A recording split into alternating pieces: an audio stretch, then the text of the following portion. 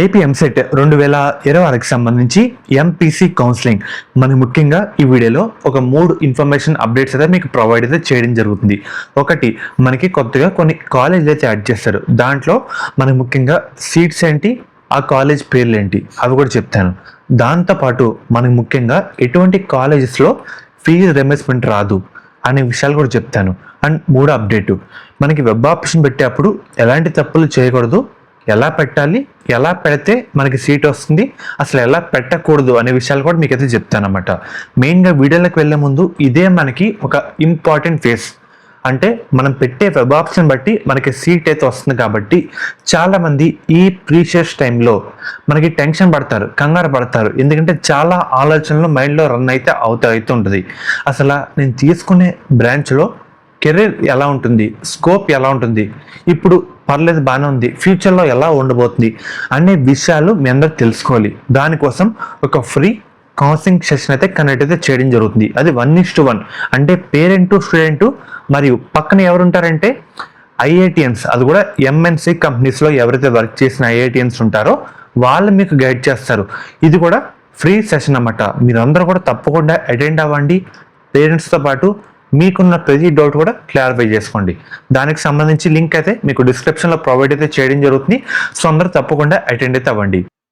మెయిన్గా మీరు ఒకసారి స్క్రీన్ మీద చూస్తారు కదా, మీరు చూసే కాలేజీలో ఫీజు రియంబర్స్మెంట్ అయితే రాదు.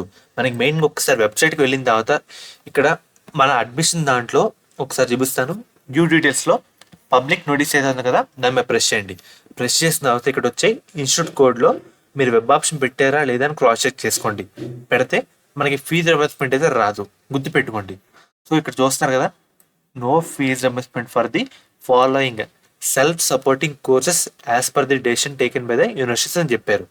సో మీరు పొరపాట్లు పెట్టుంటే సో వెరిఫై చేసుకోండి. ముందుగానే తెలియాలి మీ అందరు కూడా ఫీజు రియంబర్స్మెంట్ రాదని. మళ్ళీ తెలియకుండా పెట్టేస్తే ఆ కాలేజ్ అలౌట్ అవుతే మళ్ళీ మీరు కంగారు పడతారు కదా, అందుకే చెప్తున్నాను. సో ఈ కాలేజ్లో ఫీజు రియంబర్స్మెంట్ అయితే రాదు. అండ్ సెకండ్ అప్డేట్, ఇది ఒక రకంగా గుడ్ న్యూస్ అని చెప్పుకోవాలి. మనకి ప్రైవేట్ యూనివర్సిటీలో ప్రభుత్వ కోటా కింద సీట్ల భర్తీకి అనుమతి అయితే రావడం జరిగింది. టోటల్గా 11 యూనివర్సిటీలో 13,610 సీట్స్ అయితే కేటాయించారన్నమాట. ఒకసారి డీటెయిల్లోకి వెళ్తే కనుక ఇక్కడ చూస్తున్నారు కదా, తాజా ఉత్తర్వుల ప్రకారం మనకి 11 యూనివర్సిటీలో కేటాయించిన ఇంజనీరింగ్ సీట్లు వివరాలు అయితే ఈ విధంగా అయితే ఉన్నాయి. మనకి విట్ ఏపీ అమరావతి విషయానికి వస్తే కనుక మనకి 1814 సీట్స్ అయితే ఉన్నాయి. సెంచూరియన్ విజయవాడలో 273 అయితే ఉన్నాయి. తర్వాత Bharatiya engineering science and technology innovation ఈ కాలేజ్ విషయానికి వస్తే కనుక 1134 సీట్స్ అయితే ఉన్నాయి. అపోలో చిత్తూరులో 273 సీట్స్ అయితే ఉన్నాయి. మోహన్ బాబు తిరుపతిలో 1519 సీట్స్ అయితే ఉన్నాయి. అన్నమాచార్య మనకి రాజంపేటలో 1554 సీట్స్ అయితే ఉన్నాయి. తర్వాత గోదావరి గ్లోబల్ రాజమండ్రిలో 1324 సీట్స్ అయితే ఉన్నాయి. తర్వాత ఆదిత్య సూరంపారంలో 1849 సీట్స్ అయితే ఉన్నాయి. తర్వాత బీబీఐటీలో నంబూరులో అయితే ఉంది 2240 సీట్స్. తర్వాత ఎస్ఆర్ఎం మనకి అమరావతి మనకి 1450 seats. Sri city international Tirupati జిల్లాలో 180 సీట్స్. ఈ విధంగా అయితే ఉన్నాయన్నమాట. ఫర్దర్ మీకు ఎటువంటి అప్డేట్స్ మళ్ళీ చెప్తాను. అసలు ఇప్పుడు వెబ్ ఆప్షన్లో ఎలా ఇవ్వాలో చెప్తాను, ఎటువంటి తప్పులు చేయకూడదని చెప్తాను. చాలామంది నేను ఒకసారి లాగిన్ ఐడి కూడా లాగిన్ అయ్యి చూశాను, ఫ్రీజ్ చేశారు. ఫ్రీజ్ చేయకండి. ఎందుకంటే మన స్టూడెంట్స్ కదా, మనం పెట్టే అప్పుడు కూడా కన్ఫర్మ్ పెట్టేస్తామే అని ఆలోచనలు ఉంటాం. కానీ ముందుకు వెళ్ళిన తర్వాత అది తీసేయాలి అనే ఆలోచన వస్తుంది అన్నమాట. అలాంటి ఆలోచనలో మెయిన్గా ఫ్రీ అయితే చేయకూడదు. సేవ్ చేసుకోండి. ఇంకా ఎవరైతే ఉన్నారో సేవ్ చేసుకోండి. మెయిన్గా మీకు ఒకసారి డీటెయిల్గా చెప్తాను. ఒకసారి ఇక్కడ చూస్తే కనుక మనకి షెడ్యూల్ అయితే ఉంది. షెడ్యూల్లో మనకి ఎప్పటి వరకు టైం ఇచ్చారు, 31 వరకు టైం ఇచ్చారు. ఒకసారి మీకు చూపిస్తాను. సో మెయిన్గా మీరు ఎన్నిసార్లు ఆప్షన్ చేంజ్ చేసుకున్నా సేవ్ చేసుకోండి, అర్థమవుతుంది కదా. తర్వాత మంచి ర్యాంక్ వచ్చిన సీటు కోల్పోయే సందర్భాలు ఎక్కడ ఉంటాయంటే తక్కువ ఆప్షన్ పెట్టుకునే దగ్గర. సో మీ ర్యాంక్ బట్టి ఆప్షన్ ఫిల్ చేసుకోండి, అర్థమవుతుంది కదా. ఎన్నైనా పెట్టుకోవచ్చు, దానికి లిమిట్ అంటూ లేదు. మీ డ్రీమ్ కాలేజ్ ఫస్ట్ మీరు పర్టికులర్గా వాసవి కానీ శశి కానీ ఇలా మీకు కొన్ని కాలేజీలు అయితే ఉంటాయి మీ ఊర్లో. సో మీకు ఏదైతే డ్రీమ్ కాలేజ్ ఉంటుందో అదైతే ఫస్ట్ పెట్టుకోండి, దానికే ఫస్ట్ ప్రయారిటీ ఇవ్వండి. తర్వాత ఫిల్టర్లు కూడా యూజ్ చేసుకోండి. అంటే డిస్ట్రిక్ట్, టైప్ ఏంటి, బ్రాంచ్ ఏంటి ఇవన్నీ చేసుకోండి. అర్థమవుతుంది కదా. మీరు ఎన్నిసార్లు మార్చుకోవచ్చు ప్రయారిటీ ఆర్డర్లో, మీకు నచ్చినట్టు మార్చుకోండి. తర్వాత ఎటువంటి తప్పులు చేయకూడదు చెప్తాను. మెయిన్గా కంగారు పడి ఆ లాగ్ చేసి చాలా మంది ఏం చేస్తారు, కంగారుగా వెబ్సైట్లో లాగిన్ అయిపోతారు. ప్రయారిటీ మార్చేసాం కదా అని చెప్పి వెళ్ళిపోతారు. తీరా చూస్తే సీట్ రాదు. ఎందుకు రాదు? కింద సేవ్ చేసి ఉంటారు. మార్చిన తర్వాత ఎన్నిసార్లు మారుస్తామో అన్నిసార్లు కింద సేవ్ చేసుకోవాలి, ప్రింట్అవుట్ తీసుకోవాలి. అర్థమవుతుంది కదా. తర్వాత do not fill to few options అని చెప్పారు. మనకి చాలా అంటే 2-3 కాలేజ్ పెట్టితే కూర్చోవద్దు.